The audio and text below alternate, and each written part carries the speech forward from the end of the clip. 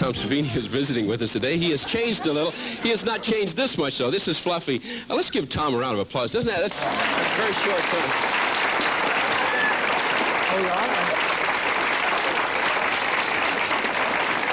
Tom, have you seen your dentist lately? Yeah. Let me take these out. Okay, good. Yeah, I was going to ask you here. Oh. Okay. Where do you get those? No. Oh, I make these. Oh, you make them yourself. Now, you have a little boy. Is he scared when he sees you doing things like that? No, he thinks it's a big goof. Is that right? Yeah. Now, in the eyes, are those just little contacts, kind of? If I'm on, I can pull these out. Okay, here we go. Was that with a little suction cup? Huh? Uh-huh. Are they uncomfortable? Oops. No, I think I'll just leave them on. I need a mirror to... just think if someone tunes in now. Anybody has a compact, a little... Yeah, I could see someone just tuning in to Pittsburgh Today for the first time and saying, what type of psychopaths do they have? That's one. You got one. Okay. Everybody needs a couple of orange eyes. Oh, very good. I was afraid I was going to go through this with one eye normally. Now, how much do you have to experiment with that before you find something that looks right and is comfortable that an actor or yourself could wear? Oh, a lot of experimenting. Well, first of all, molds have to be made. Like the teeth you just saw in the eyes were made from molds of my eye, not my eyeball, but the actor who wore them. The teeth I made from a cast of my own teeth. So there's not, at that point, there's not much experimenting left, you know. Yeah. Well, of course, now you're so experienced, you know pretty much what'll work and what won't. Right. Now, of course, this is the actual Fluffy head from CREEPSHOw. Right. Fluffy was the little monster in the crate. Let's see, I'll point him toward camera. Okay. Fluffy's falling apart. He's been sitting in that box for a long time. Now, this is made of what? This is foam latex. The same stuff that was on the Jason head. Okay. Oh. Fluffy breathes. Now, was there a person in here? Oh, sure. And how big full-size person? Actually, he was a 19-year-old assistant of mine. Okay. There's his lips broken down. And who's operating that during the film? You are, or the person in the suit? No, all the person in the suit could do was move the eyes around. He wore lenses like I just wore, but they were cat eyes. And all he could do was look around with the eyes and maybe move his hands. And all the facial expressions were operated off camera by about 6 or 7 people. Plus, we also pumped the glycerin into the head, so he would look like he was salivating. Well, he sure... I don't know how many saw CREEPSHOW. I saw it. In fact, Patrice and I saw it at a private screening. Oh, great. And there were like 2 of us in the whole room. And here's this big thing going like this. Said, get us out of here. Now, this you sketched all before. Oh, sure, right? Yeah. Okay. Lots of sketches of different creatures, and they chose this one. Well, and I'm glad they did because it was the easiest one to build, and I'd never done anything like him before that. Okay, when you say they chose him, that's the director or producer of the film? Right, sure. Okay. And Stephen King. Stephen King wrote it, and he was in on choosing the look of Fluffy. Okay. I'll just leave him alone. And the actual, just will of its own. Now, who actually, you make this too, right? Oh, sure, yeah. This took 5 months to make. Wow. But it would take a lot less time now because I've done it now and I know what to do. This Fluffy was a big experiment. I had no idea if it would even work. Boy, it sure did. But it works a lot better than you see today. But like I said, he's falling apart. Well, anyone losing the rest of their body wouldn't work so. His hair is staying in now. Yeah, his hair. Did Arnold Zigarelli do this? I got a kid, Arnold. Anyway, let's take a call on line 4. You're on Pittsburgh Today, line 4. Go right ahead with Tom Savini. Line 4?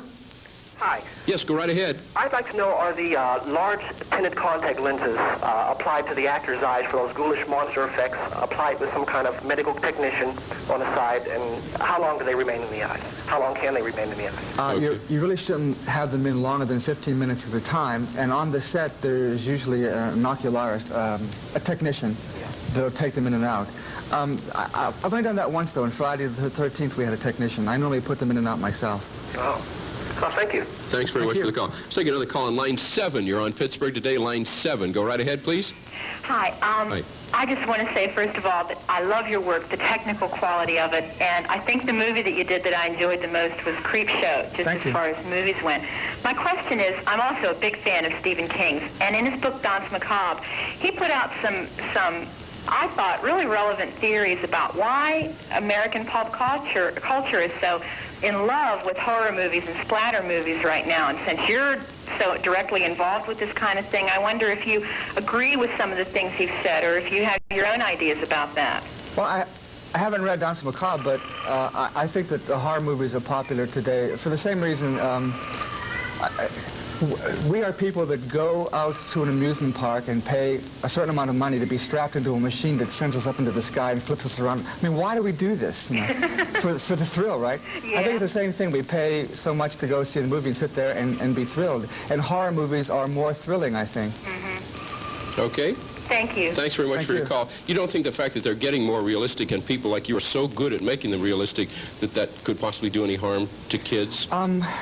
I tell you, I get a lot of letters from kids who are mainly interested in the special effects aspect of it. I think when we sit in the movie theater, we know that this isn't really happening. I mean, we're of course caught up in the story. We don't think about it until we leave the theater to appreciate the technical aspects of it. Whether psychologically it affects kids or not, I can only say in my own instance that with me, it affected me. I mean, I knew it wasn't real, but I wanted to find out how they did it. So I think that's what happens mostly. And as far as them getting more realistic, audiences are getting more sophisticated, and they expect them to be more realistic. If you showed the 10 Commandments, let's say, on a big movie screen today, even though it was, at its time, it was like the highest you could go technically, a lot of it is very primitive today because we've seen so much better. So we have to keep up with the audience's awareness of the effects. Advanced sophistication. Okay, let's take another call on line 6. You're on Pittsburgh Today, line 6. Go right ahead, please.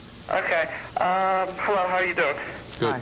Hi. My question is, before you showed us like a film clip of the makeup being applied to Jason, and I was wondering, in certain scenes, would you use a mechanical head or like a fake head, or, you know, like a mechanical, like the upper part of the body? Oh, sure. If you've seen Friday the 13th and you've seen I haven't seen them all. I saw the first one. Okay. If you see this last one, when you see the way Jason dies, you'll realize that we had to use some mechanical.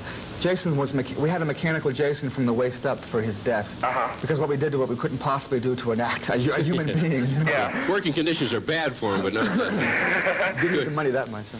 Thanks a lot for the call. Okay, thank you. Okay, let's take another call on line 3. You're on Pittsburgh Today with Tom Savini. Line 3, go right ahead. Hi, John. Hi. How are you? Fine. I have a comment for your guest. Okay. I have a 4.5-year-old daughter who is really into Michael Jackson, and when the Thriller video came out, we all sat around the television watching, and my daughter got about 3 minutes into the video before she ran off in her room saying that she was scared. And everything that we have done to try to, tell her this is just people dressing up like on Halloween hasn't done any good whatsoever. But she's watching the show today with me, and she saw how you made Jason over from just a normal person into the monster, and she really got a kick out of it. Good. And she's in the bedroom now by herself, and I'm not here on the telephone, and she just keeps running up saying, you should see what they're doing. She's really excited by it, and I think it's great. Do you think that it helps her to realize that it's just plastic and cotton and glue and makeup and stuff? Oh, definitely. Good, so maybe now when she goes to movies, she won't do this, but maybe she'll peek a little bit. I think so. Good. I think so. I think the problem is that children depend on an adult figure, a grown-up looking person, to take care of them and to supply their needs and their love. And when you see an adult who is acting like a monster, who is a monster, I think that maybe threatens their security, and it's important for them to know that it's just all pretend. Especially at that age, I think you're right, yeah. Good. Thanks a lot. Thank you. Thank you. Bye-bye. Tom, just in closing now, what are you working on next? What's coming up? I'm doing an episode of a new TV series on CBS called Tales from the Dark Side. I'm directing this. It's a half-hour episode. But I'm also... Well, I don't want to give too much away. Okay. It's called The Closet. And, of course, there's something in the closet. That's right, and it will eventually come out. and I'm making it, whatever it is. Good. But you see you're being able to pursue both acting and what you're most known for? It seems to be happening that way. I started out as acting, and I wanted to do makeup. I've done acting, I've done stunts, and now I'm going to get a chance to direct. But being an author just popped out of the blue, Somebody said, let's do a book on your stuff. I said, okay, so there's that's really sharing your knowledge. Huh? Yeah, I like doing that, too. Okay, Tom, it's great to see you. My pleasure. And you look better with your teeth out.